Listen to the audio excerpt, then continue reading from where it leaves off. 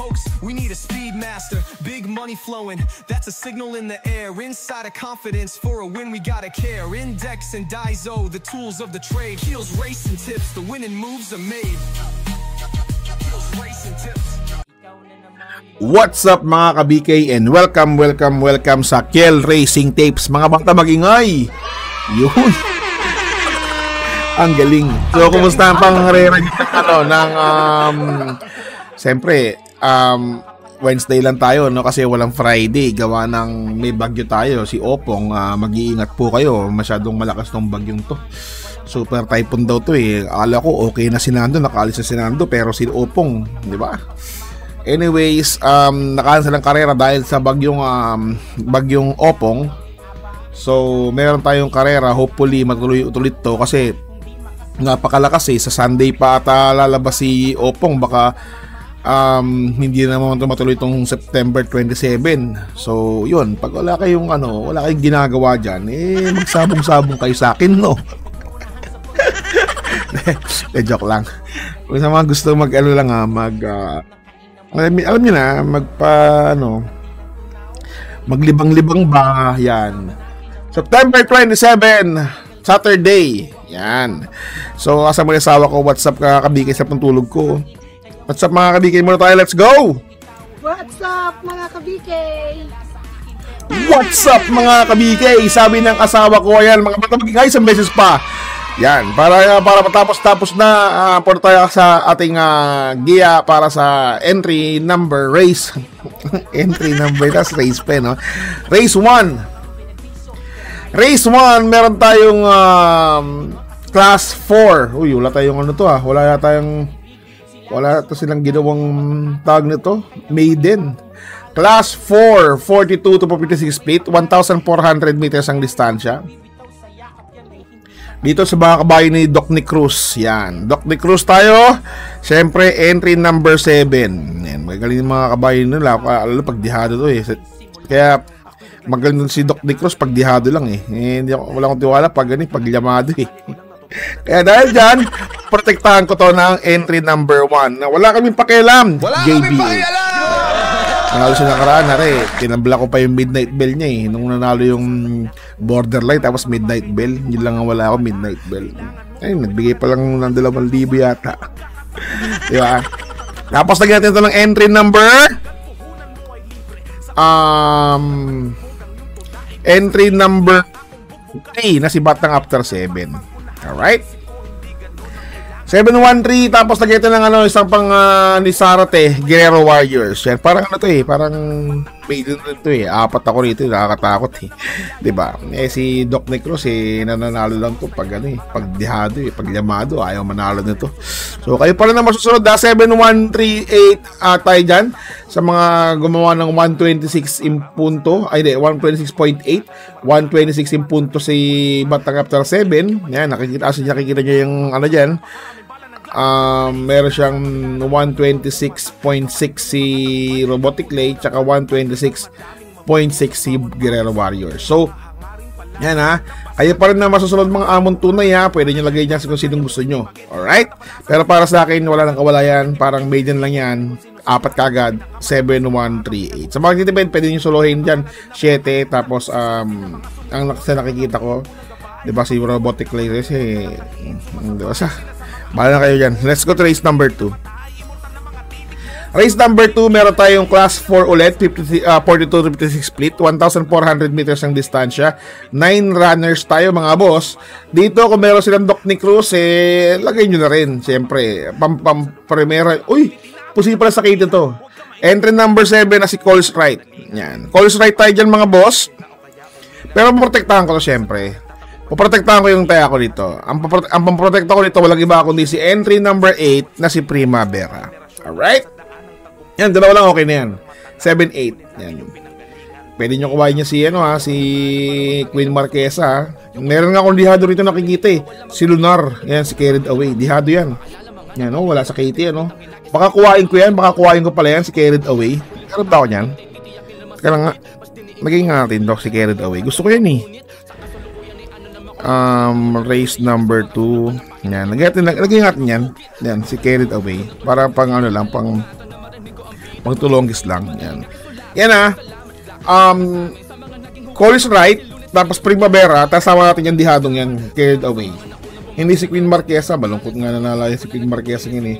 Ito siya dati nakakatakot din to. Wala pa sa Katie pero may star. Alright. Yan, dihado yan malamang. Wala sa Katie. Pero ako dito, call is right na ako dito. May 126 eh. Diba? Kung kukuha ko, ba't ko kukuhain yung 120 na yun? Kukuhain ko na lang si Aki. Diba? Bagay, si Primavera, group 47 to eh. Samantalang si Queen Marquesa. Si carried away kasi 43. Bababae na siguro yan. Diba? Anyways, so 43 pala. Pero para sa akin meron kasing hindi ako naniniwala sa mga ginagawa nila na wala, baba na yan tapos biglang mananalo, layo-layo. Let's go to race number 3. Race number 3 mga boss, 4 ulit tayo dito, 17 to 41. Dito usually nagkakalokohan 17 to 41 split, class 5, 1,400 meters. We have 8 runners, isa lang couple entry natin dito mga boss, si Clairvoyant at si Double Promise. Dito, Don Pedro ko dito. Apat tayo dito mga boss. Don Pedro tayo dito, tapos lagyan ko siya ng entry number 4 na couple entry na si Double Promise na magaling dito. Di ba? Uy, meron pala silang pag naglumpay-lumpay yan sa race number Javier LM sila yan Clairvoyant. Diba? Tsaka pag nanalo yan, patok na yung 8 yan, ay patok na yung 4 yan pag nanalo yung si Asentado. Diba? Kasi sa kanila yan diba? Asentado, Javier din yun tapos sila Nobel Promise, Javier din. Ayan, lagay niyan ha. Tapos lagyan natin ito ng entry number 8 na si Anyo Lubentay sa East. Yan. Ang gulo ng karera, mahirap pang karera eh. Tapos lagyan natin ito ng entry number para masaya. Entry number 6 para sa quartet nyo, si Desirable. Alright? Let's go to race number 4. Race number 4, meron tayo ulit class 5, 17 to 41 split, 1,400 meters ang distansya. Dito, sa Katie ang entry number 5 na si Golden Aria, Golden Aria. Tapos si segunda si entry number 8 na si Shepcat. Ayun ko kasi yung siya Uy, iba na may ari na Shepcat, Agustin NL, hindi na siya, Bininta na yata. Alright.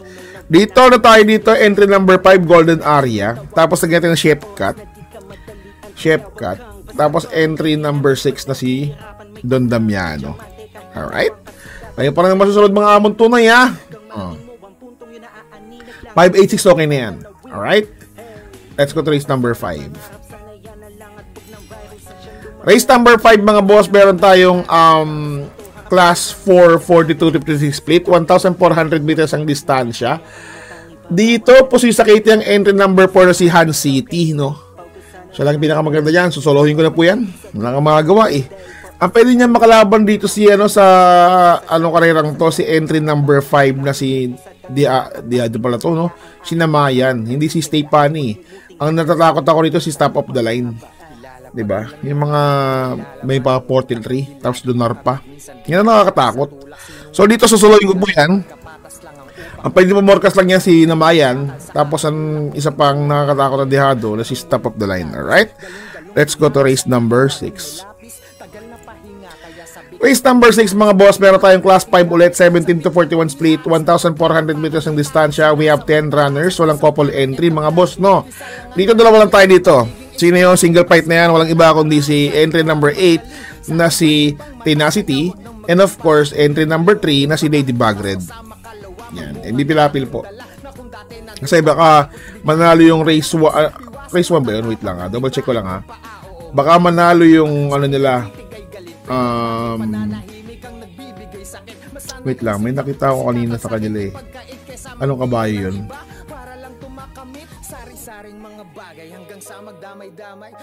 Wait lang mga boss ha. Double check ko lang. MVP Lapil.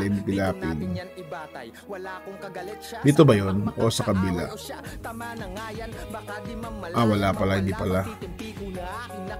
Yun, baka manalo yung ano nila ni Mabukod, yung Guerrero Warriors sila. Yan, yun lang pala yung ano ko gusto ko sabihin. Mamukod din yan Ladybug Red. So, tinasito tayo dyan. Tapos Ladybug Red. Alright? Pwede nyo kuhain si Danyos San dyan ha. Para mayroon kayong dapang Danyos. Danyos San, pwede yan. Para na masusunod mga boss. Let's go to race number 7. Race number 7, para tingnan na po ng ano nyo, ng winner take all, pick 6, pick 4, pick 5, DD1, extra double para sa class 5, 17 to 41 split, 1,400 meters ang distansya. We have 10 runners, no? 10 runners po tayo mga boss. Tapos dito, masyado tayong magbarami tayo dito. Oo, mahirap to, diba? Baka kuhain ko, maglima ako rito eh. Pero wala akong sais. Ay, meron pala ako sais. Captain tayo dito mga boss.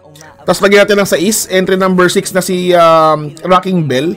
Tapos lagyan natin ng Watch Bell ni JBH. And of course, entry number 7 na dihado ko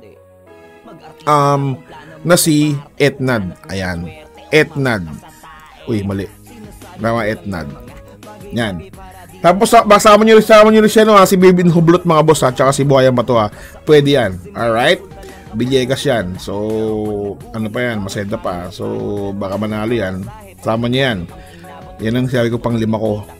2617, okay na ako dyan. Dihado ko kasi yung 7. Si long shot ko si Etnad. Meron kasi pwede yan eh. Alright? So, shoutout nga pala. Nag-comment si Egay Nick Daw. Yan. Shoutout daw. Thanks sa Tip Idol. Shoutout kay paring Francis Monges. Ayan. At si Ariel Badyon ng Santa Ana, Manila. Mga bata mag-ingay. Thank you. Yan. Ulitin ko lang Egay Nick Daw.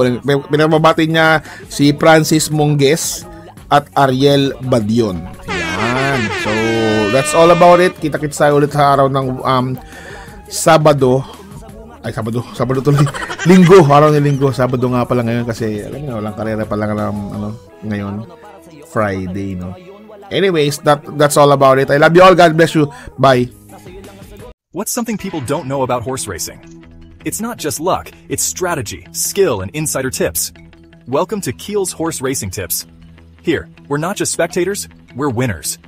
Whether you're a seasoned punter or a racing rookie, Keel's got you covered. Catch glimpses of Keel breaking down the stats, reviewing the races, and giving you the thumbs up on the best bets. With Keel's expertise, you'll be making your way to the winner's circle in no time. So saddle up and join the excitement. Hit that subscribe button now for exclusive tips and insights. Ride with us to the winner's circle. Subscribe now for winning insights.